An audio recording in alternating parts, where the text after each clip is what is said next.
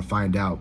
But I think that running back 3 spot is really going to be between either Miles Sanders or Deuce Vaughn. If we get K-State, Deuce Vaughn, or if we can't get K-State, Deuce Vaughn, but we get Philadelphia, Miles Sanders, I think your perception about running back, about wanting to sign one, trade for one, changes a whole lot if you're able to get something out of either Deuce Vaughn or Miles Sanders. I think that's what the running back room and your perception of the running back room can change if one of those two guys can get back to their old selves, basically, is what I'm saying about the running back room. And same thing with Javonte Williams. If Javonte Williams is anything close to what he was in 2021, and we all remember what he did against us when we played him in Dallas when he was a Denver Bronco.